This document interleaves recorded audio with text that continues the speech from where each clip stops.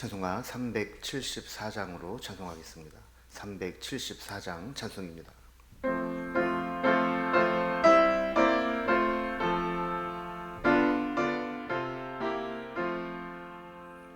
나의 믿음 약할 때에 주가 붙드네. 마귀 나를 꾀일 때에 주가 붙드네. 나를 붙드네.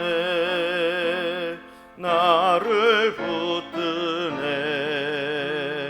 사랑하는 나의 주 나를 붙드네. 우리 구주 아니면 서지 못하네. 나의 사랑 식을 때에 주가 붙드네. 나를 붙드네. 나를 붙드네. 사랑하는 나의 주 나를 붙드네. 나를 귀히 보시고 항상 붙드네. 구원 얻은 사람을 항상 붙드네. 나를 붙드네. 나를 붙드네. 사랑하는 나의 주 나를 붙드네. 나의 영혼 약할 때에 주가 붙드네. 피를 흘려 샀으니 주가 붙드네. 나를 붙드네. 나를 붙드네. 사랑하는 나의 주 나를 붙드네. 아멘. 오늘 함께 나눌 하나님 말씀은 신약성경 마태복음 17장 14절에서 27절까지 말씀입니다. 마태복음 17장 14절에서 27절까지 신약성경 28면입니다. 말씀을 제가 봉독하겠습니다. 그들이 무리에게 이르매 한 사람이 예수께 와서 꿇어 엎드려 이르되 주여 내 아들을 불쌍히 여기소서. 그가 간질로 심히 고생하여 자주 불에도 넘어지며 물에도 넘어지는지라. 내가 주의 제자들에게 데리고 왔으나 능히 고치지 못하더이다. 예수께서 대답하여 이르시되 믿음이 없고 패역한 세대여, 내가 얼마나 너희와 함께 있으며 얼마나 너희에게 참으리요. 그를 이리로 데려오라 하시니라. 이에 예수께서 꾸짖으시니 귀신이 나가고 아이가 그때부터 나으니라. 이때의 제자들이 조용히 예수께 나와 이르되 우리는 어찌하여 쫓아내지 못하였나이까. 이르시되 너희 믿음이 작은 까닭이니라. 진실로 너희에게 이르노니 만일 너희에게 믿음이 겨자씨 한 알만큼만 있어도 이 산을 명하여 여기서 저기로 옮겨지라 하면 옮겨질 것이요 또 너희가 못할 것이 없으리라. 갈릴리에 모일 때 예수께서 제자들에게 이르시되 인자가 장차 사람들의 손에 넘겨져 죽임을 당하고 제3일에 살아나리라 하시니 제자들이 매우 근심하더라. 가버나움에 이르니 반세겔 받는 자들이 베드로에게 나와 이르되 너희 선생은 반세겔을 내지 아니하느냐. 이르되 내신다 하고 집에 들어가니 예수께서 먼저 이르시되 시몬아 네 생각은 어떠하냐. 세상 임금들이 누구에게 관세와 국세를 받느냐. 자기 아들에게냐 타인에게냐. 베드로가 이르되 타인에게니이다. 예수께서 이르시되 그렇다면 아들들은 세를 면하리라. 그러나 우리가 그들이 실족하지 않게 하기 위하여 네가 바다에 가서 낚시를 던져 먼저 오르는 고기를 가져 입을 열면 돈 한 세겔을 얻을 것이니 가져다가 나와 너를 위하여 주라 하시니라. 아멘. 어제 본문에서 예수님은 베드로, 요한, 야고보 세 명의 제자를 데리고 변화산으로 올라가셨습니다. 여기서 예수님은 놀랍게 변화하셨고 또 하늘에서 내려온 모세와 엘리야를 만나게 됩니다. 그러나 산 아래에 남아있던 9명의 제자들은 큰 어려움과 곤욕을 당하고 있었습니다. 귀신 들려 간질을 심하게 앓고 있는 아들을 데리고 온 아버지가 있는데 그 제자들이 아무리 애를 써도 이 아이를 고쳐주지 못했던 것입니다. 예수님은 예수님의 부재에 믿음의 부재까지 겹쳐진 이 제자들을 보면서 그들이 예수님도 없고 믿음도 없다면 자신들이 어떤 모습인가를 실상을 보게 하신 것이죠. 이제 곧 예수님이 십자가를 지시고 떠나실 텐데 그때 제자들이 믿음으로 무장하고 있지 않는다면 앞으로 어떤 일을 맞이하게 될까 하는 것들을 알게 하신 겁니다. 이후에 예수님은 두 번째로 십자가 순환에 대한 예고를 하셨고 또 성전세를 납부하는 사람들의 공격을 받게 되자 기적적인 방법으로 이 성전세를 납부하게 하신 내용이 담겨져 있습니다. 그럼 오늘 이 내용이 어떤 의미가 있는지 한번 본문을 단락별로 구분을 좀 해보겠습니다. 먼저 14절에서 21절에는 변화산에서 내려왔을 때 귀신 들려 간질로 고생하는 아이를 보시고 고쳐주신 예수님이 나옵니다. 그리고 이후에 22절, 23절에서는 두 번째로 예수님의 순환을 예고하시는 모습이 나옵니다. 그리고 24절에서 마지막 절까지는 이 성전세 납부 문제로 논쟁을 벌이게 될 때 예수님은 오해를 받지 않도록 성전세를 납부하도록 했던 내용이 나오게 됩니다. 이제 단락별로 좀 살펴봅니다. 첫 번째 단락은 이제 귀신 들려 간질로 고생하는 아이를 고쳐주시는 예수님입니다. 어제 본문에서 살펴본 대로 이 변화산에서의 신비로운 모습은 제자들로 하여금 잊을 수 없는 감동적인 사건이 되었을 겁니다. 오죽하면 여기에서 살도록 초막을 짓고 살자라고 했겠습니까? 근데 이러한 모습과는 대조적으로 산 아래에서는 일상생활들이 그대로 펼쳐지고 있었습니다. 우리의 일상은 늘 그렇듯이 혼란스럽고 고통스러운 문제들이 가득 차 있는 곳이죠. 14절을 보면 그들이 무리에게 이르매 한 사람이 예수께 와서 꿇어 엎드려 이르되 그랬습니다. 예수님과 제자들이 이제 변화산에서 내려왔습니다. 사람들이 모여 있는 곳에 만나게 되었는데 이때 한 사람이 예수님께 나왔다고 했습니다. 아들 문제로 나온 것이죠. 15절에 보면 주여 내 아들을 불쌍히 여기소서 그가 간질로 심히 고생하여 자주 불에도 넘어지고 또 물에도 넘어지는지라 그랬습니다. 이 사람의 아들이 간질로 심히 고생을 하는데 증상이 매우 심각한 유형의 환자입니다. 물에도 불에도 넘어진다라고 하는 것은 완전히 몸의 이 통제력을 상실하고 언제 위험한 상황에 처하게 될지 모르는 그런 급박한 상황에 자주 접하게 된다는 이야기입니다. 나중에 이제 알게 되겠지만 이 간질의 원인은 귀신이었습니다. 그래서 일반적인 간질보다는 더 아주 심각한 증상으로 나타나고 있었던 것이죠. 문제는 이제 16절에 보면 예수님이 안 계신 사이에 제자들에게로 데리고 왔는데 이 남아있는 9명의 제자들이 그 아이를 데리고 애를 썼지만 끝내 고치지 못했다라는 겁니다. 근데 우리가 한 가지 좀 이상한 것은 예수님은 이미 제자들에게 이 귀신을 쫓아내며 병을 고치는 권능을 주셨습니다. 10장 1절에 보면 이런 말씀이 있죠. 예수께서 그의 12제자를 부르사 더러운 귀신을 쫓아내며 모든 병과 모든 약한 것을 고치는 권능을 주시니라 그랬습니다. 실제로 다른 복음서에 보면 그들이 나아가서 귀신을 쫓아내고 병든 자를 고치고 한 내용들을 돌아와서 예수님에게 보고한 내용이 나오게 됩니다. 근데 이번에는 그 능력이 전혀 나타나지 않은 겁니다. 작동하지 않았고 그 권세와 권능이 나타나지 않은 것이죠. 자, 이런 장면들을 살펴보고 있던 예수님은 느닷없이 그 제자들을 꾸짖으십니다. 17절을 보면 예수께서 대답하여 이르시되 믿음이 없고 패역한 세대여 내가 얼마나 너희와 함께 있으며 얼마나 너희에게 참으리요 그를 이리로 데려오라 하시니라 그랬습니다.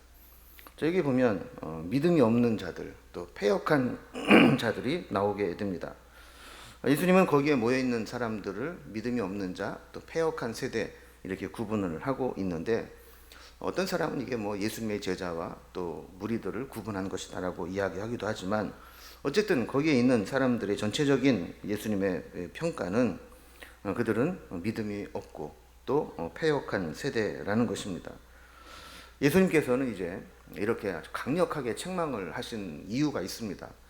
이제 예수님은 예루살렘으로 올라가시게 되면 십자가를 지시고 또 죽고, 그리고 사흘 만에 부활하시지만 또 40일 후에는 다시 승천하시게 되면서 예수님이 없는 이 세상을 제자들이 살아가야 합니다. 현실은 그런데 막상 그들의 믿음은 너무나 없고, 또 그 아이들, 그 귀신 들린 아이를 쫓아내지 못하는 모습을 보면서 이렇게 믿음이 없어서 어떻게 하겠는가 하는 염려가 크셨던 것이죠. 18절 말씀에 보면, 이에 예수께서 꾸짖으시니 귀신이 나가고 아이가 그때부터 나으니라 그랬습니다. 제자들이 그렇게 애를 쓰고 이 간질을 좀 고쳐보려고, 귀신을 쫓아내보려고 그렇게 애를 썼지만 안 됐습니다. 예수님께서 그 아이를 속에 있는 귀신을 꾸짖게 될 때 귀신은 금방 떠나가고 아이는 즉시 낫는 역사가 나타나게 됩니다. 자, 이런 장면을 지켜보는 이 제자들은 어떤 마음이 들었을까요? 아마 그들도 답답했을 겁니다. 왜 이번에는 안 되지? 왜 예수님은 저렇게 쉽게 되는데 우리는 안 되지? 이런 마음이 있었을 거예요. 19절에 보면, 이때의 제자들이 조용히 예수께 나와 이르되 우리는 어찌하여 쫓아내지 못하였나이까? 라고 질문을 하게 됩니다. 아까 살펴본 10장 1절에서 분명히 제자로 부름을 받았을 때 주님께서 그들을 보내면서 이미 권능도 받았고 귀신을 쫓아내고 병든 자를 고쳐낸 그런 경험도 있었던 제자들인데, 왜 이번에는 안 될까? 앞으로도 안 되는 것인가? 이런 이 원인을 알고 싶었던 것이죠. 그래서 예수님께 조용히 찾아 나와서 왜 이번에는 안 됩니까? 왜 우리는 못합니까? 라고 질문을 했던 겁니다. 예수님은 그들의 문제의 원인을 믿음의 문제로 가르쳐 주셨습니다. 20절을 보면, 이르시되 너희 믿음이 작은 까닭이니라. 진실로 너에게 이르노니 만일 너에게 믿음이 겨자씨 한 알만큼만 있어도 이 산을 명하여 여기서 저기로 옮겨지라 하면 옮겨질 것이요 또 너희가 못할 것이 없으리라 그랬습니다. 지금 제자들에게 이제 필요한 것은 예수님이 십자가를 지셔도, 또 죽으신 후에 부활하여 승천하셔도, 그래서 제자들의 눈앞에 예수님이 보이지 않아도 언제나 변함없이 작동되는 믿음, 나타나는 능력이 나타나는 믿음을 갖기를 원했습니다. 그런데 예수님이 변화산에 올라가시고 제자들 옆에 없게 되자 예수님의 부재는 곧 믿음의 부재로 연결되게 되었다라는 것이죠. 여기 보면 너희의 믿음이 작은 까닭이라 그랬습니다. 근데 사실은 이 믿음이 작다라는 것은 크고 작음의 문제라기보다는 그 믿음의 온전함의 정도라고 볼 수 있을 겁니다. 그래서 만약에 겨자씨 한 알만한 믿음만 있어도 산을 명하여 여기서 저기로 옮길 수 있는 역사가 나타날 것이라고 말씀하는 것이죠. 우리도 한번 이 믿음의 문제로 우리 자신을 좀 점검해 볼 필요가 있습니다. 우리가 하나님을 믿는다 하면서 어떤 분들은 신앙생활을 몇십 년씩 해오면서 자신의 믿음에 대해서 생각할 수 있을 겁니다. 그런데 정작 중요한 것은 우리의 믿음이 필요할 때 작동하는 믿음이냐 하는 것이죠. 능력이 필요할 때 능력을 나타내고 이김이 필요할 때 승리를 가져다주는 믿음으로 작동하느냐 하는 겁니다. 문제가 있을 때 그 문제를 믿음으로 해결할 수 있는 그런 믿음으로 작동하느냐 하는 게 중요한 것이죠. 우리는 내가 예수를 믿는다, 또 몇 년 동안 믿어왔다 하는 게 중요한 게 아니라 현실의 문제를 만나게 될 때 그 문제를 이겨낼 수 있는 그 작동하는 믿음이 우리에게는 필요한 겁니다. 바라기는 우리에게 작은 믿음이 아니라 산을 옮길 만한 믿음, 겨자씨만한 믿음이라도 그것이 나타낼 놀라운 믿음의 기적을 이루어내는 그런 믿음을 소유할 수 있기를 바랍니다. 이제 두 번째 단락을 보면 예수님께서 이제 두 번째로 순환에 대한 예고를 하십니다. 믿음의 문제를 가르쳐 준 후에 예수님은 다시 재차 예수님의 십자가와 죽음과 부활을 이야기하는 것이죠. 22절 23절을 보면 갈릴리에 모일 때 예수께서 제자들에게 이르시되 인자가 장차 사람의 손에 넘겨져 죽임을 당하고 제3일에 살아나리라 하시니 제자들이 매우 근심하더라 그랬습니다.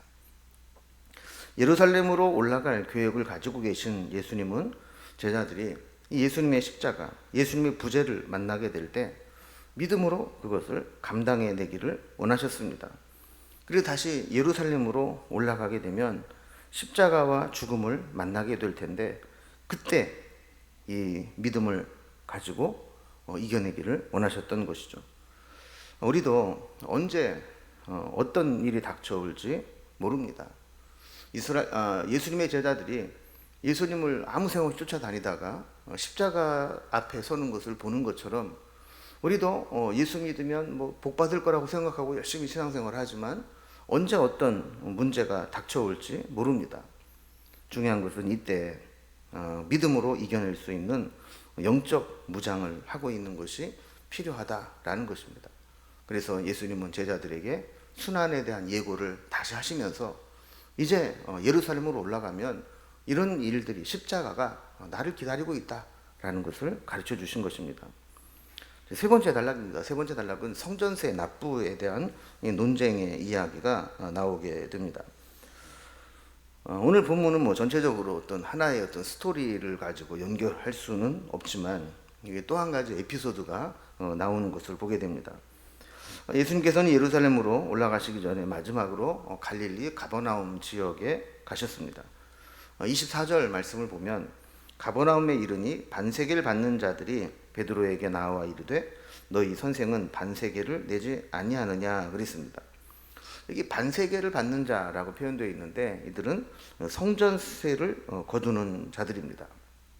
이스라엘 백성들은 일반적으로 일반적인 세금, 세상적인 세금은 로마에게 이제 내야 됐지만 또 종교적으로 성전을 보수하고 관리하는 데 필요한 성전세를 의무적으로 내도록 했습니다.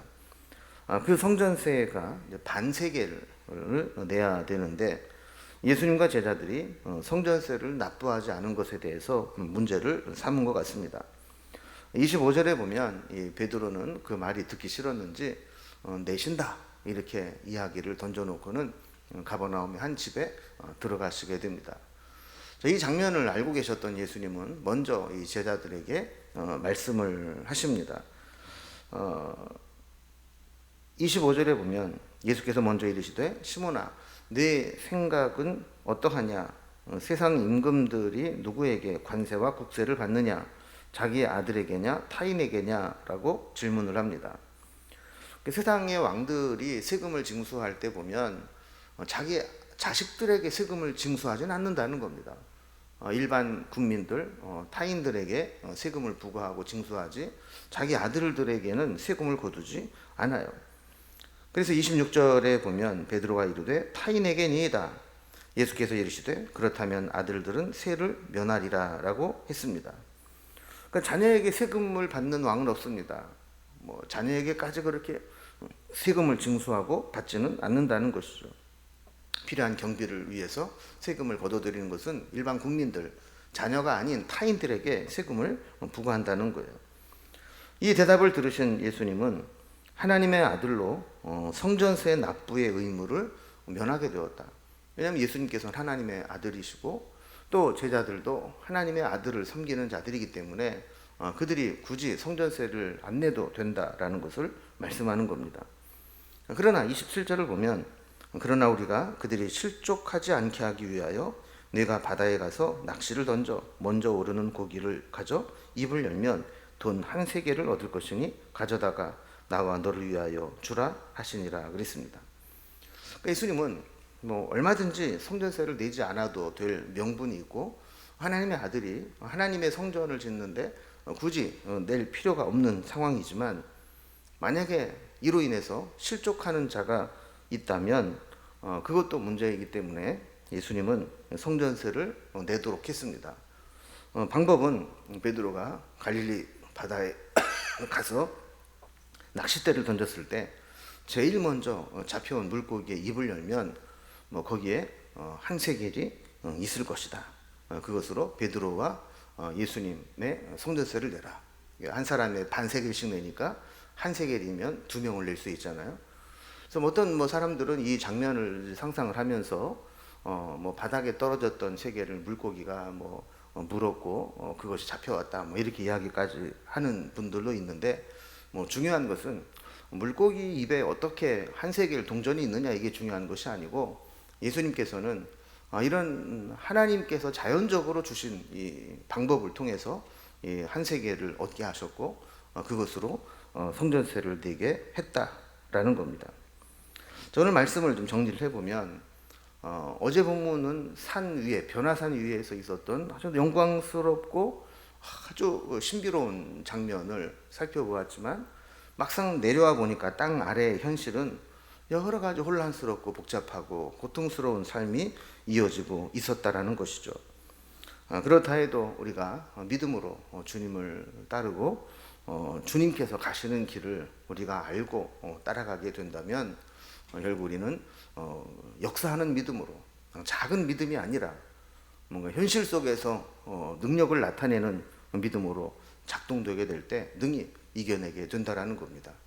오늘 우리의 믿음을 점검하면서 우리 현실에서 이겨낼 수 있는 믿음, 역사하는 믿음, 작동하는 믿음, 그 믿음을 함께 소유할 수 있기를 주님의 이름으로 기원합니다. 기도하겠습니다. 하나님 아버지, 우리는 눈에 보이는 것에 영향을 많이 받습니다.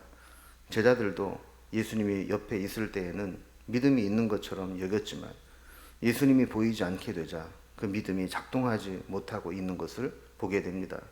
이제 예수님은 십자가를 지시고 또한 부활하셔서 승천하시게 될 텐데, 그때 남아있는 제자들이 믿음으로 권능을 받고 그 권능으로 영적 무장을 해야 되는데, 오늘 우리의 삶에 적용을 해보면 우리는 과연 어떤 믿음을 가지고 있는지 돌아보게 됩니다. 현실 속에서 여러 가지 문제들을 만날 때 이겨낼 수 있는 믿음인지, 역사하는 믿음인지 우리가 그 믿음을 확인할 수 있도록 인도해 주옵소서. 생각과 관념 속에 갇혀있는 믿음이 아니라 현실 속에서 승리를 이끌어내는 살아 역사하는 믿음을 갖게 하여 주시옵소서. 오늘도 우리가 살아가는 삶의 현장, 혼란스럽고 복잡하고 고통스러운 일들이 있을지라도 이 믿음으로 능히 이겨낼 수 있도록 인도해 주옵소서. 주님께 오늘 하루도 온전히 부탁드리며 예수님의 이름으로 기도드리옵나이다. 아멘. 각자 기도 제목들로 자유롭게 기도하시겠습니다.